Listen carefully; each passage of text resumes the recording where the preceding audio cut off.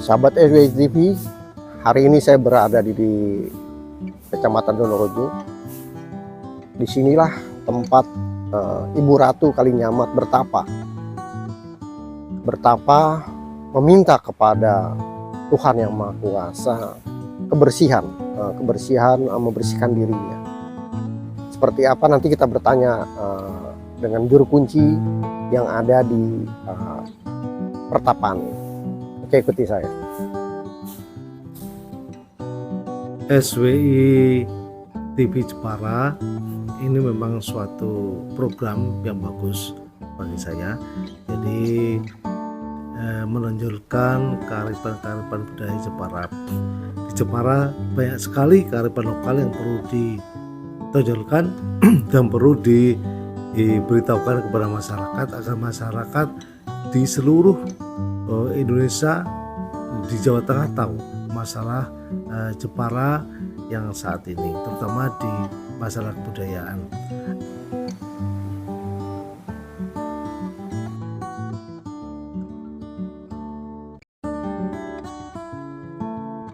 Assalamualaikum Pak Gek. Waalaikumsalam warahmatullahi Izin Pak.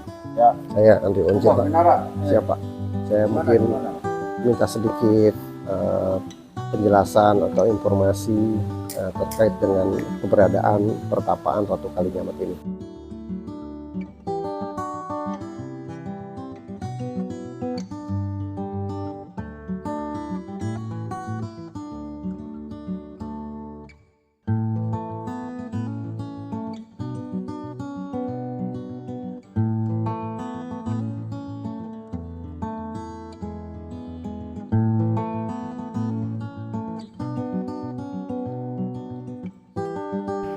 Disinilah tempat Ibu Ratu Kalinyamat membersihkan diri, berwudu sebelum melakukan tirakat pertapaan.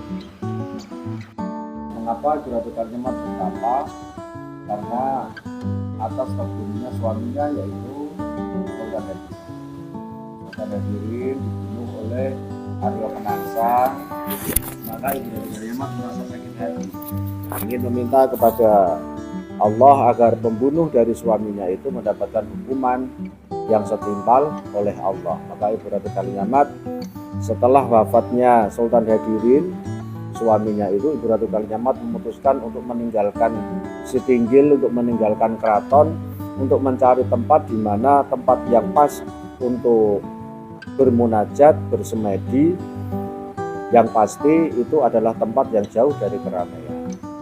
Sehingga dikenal dengan istilah Topo Wudo. Artinya wudo itu bukan berarti tanpa busana, tapi beliau ketika pergi untuk mencari tempat semedi itu, beliau melepaskan pakaian keraton, melepaskan pakaian kebesaran, tetapi beliau memakai pakaian seperti rakyat biasa. Itulah yang dinamakan dengan Topo Wudo, bukan berarti tanpa busana. Disinilah tempatnya. Kalau untuk pertapa itu beliau sampai berapa tahun? Untuk pertapaannya Ibu Ratu Kalinyamat itu di dalam sejarah untuk sampai berapa tahunnya tidak dituliskan. Cuman sampai semboyannya itu tercapai. Artinya sampai Aryo Penangsang terbunuh. Karena di dalam semboyan beliau itu tidak akan selesai bertapanya sebelum Aryo Penangsang terbunuh. Nah, maka ketika Aryo Penangsang terbunuh, maka selesailah bertapanya Ibu Ratu Kalinyamat. Gitu. Kalau untuk mungkin Pak, pesannya sendiri untuk sejarah sendiri yang disampaikan untuk generasi yang sekarang ini seperti apa Pak? Kalau pesan yang disampaikan untuk generasi ya tetap satu, kita bagaimanapun juga kita kan orang Nuswantara ya. Artinya kita punya budaya, kita punya agama, kita punya kewajiban untuk membela tanah tumpah darah kita, termasuk jejak-jejak Ibu Ratu Kalinyamat yang dilakukan oleh Ibu Ratu Kalinyamat itu kan termasuk secara tidak langsung memberikan apa istilahnya pesan kepada kita. Beliau sampai memimpin, sampai ikut mengusir Portugis dan lain sebagainya. Berarti kita sebagai generasi itu berarti kita kan wajib membela tanah air kita dari penjajah dan lain sebagainya. Ratu Kalinyamad itu pantas tidak menjadi seorang pahlawan nasional, Pak? Kalau menurut saya pribadi melihat kiprah beliau di dalam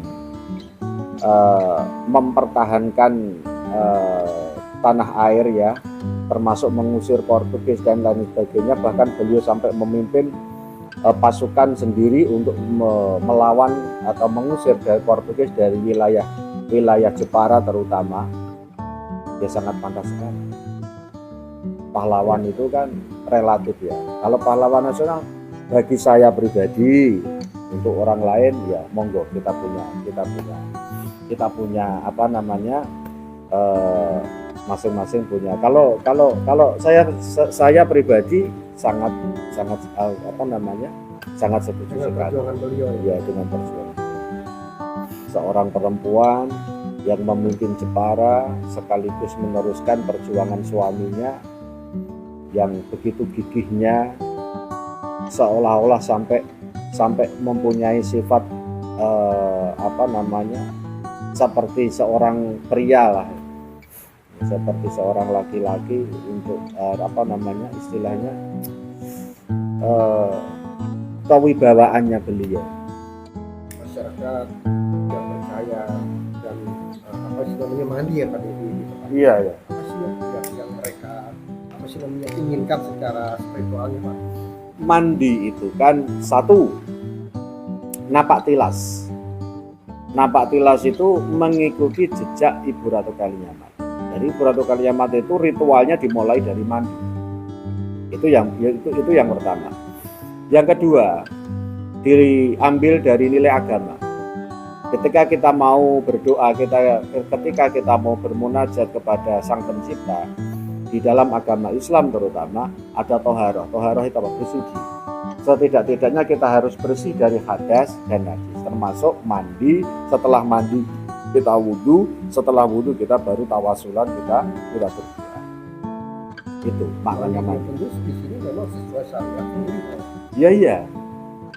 Tidak maksudnya di dalam waktu yang mereka di sini mandi tidak berbusana atau tidak. Oh enggak, mandi itu untuk membersihkan badan dari hadas. Kalau dalam Islam kan ada hadas, ada najis.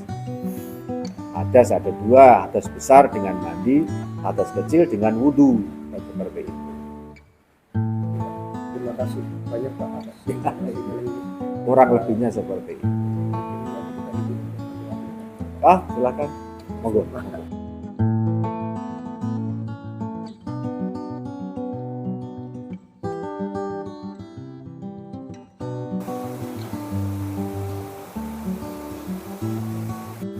Jadi dulu menurut juru kunci, kenapa dinamakan Kali Gajah? Karena di sini tempat pertapaan Ibu Ratu sendiri ada sebuah batu yang menyerupai gajah, hingga Ibu Ratu Kalinyamad menamakan kali ini Kali Gajah. Hanya batunya sendiri, batu gajah sendiri, karena banjir terhempas, terbawa banjir. Sahabat SBTV dimanapun kalian berada, ini adalah merupakan berbagai produk dari Perumda Kabupaten Jepara. Dan selain air mineral ini, Perumda juga menciptakan sebuah kopi namanya Rojoku. Kualitas sangat luar biasa dan Anda bisa mendapatkannya di seluruh supermarket yang ada di Kabupaten Jepara. Sahabat SBTV dimanapun kalian berada, terima kasih sudah mengikuti kami untuk napak tilas di pertapaan Ratu Kalinyamad yang ada di Desa Tulakan, Kecamatan Donorejo, Jepara. Berbagai hal telah kita pelajari, berbagai makna telah kita ungkapkan. Semoga itu dapat menjadi bekal pengetahuan bagi kita, dan kita tidak kehilangan jati diri terhadap berbagai tradisi yang ada di Kabupaten Jepara. Mungkin itu dari kami, terima kasih.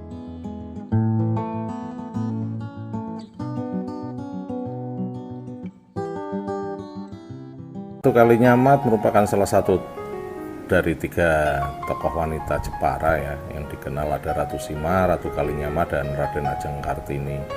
Dan tentu saja Ratu Kalinyamad ini membawa spirit pembangunan di Jepara ini dengan ketokohannya.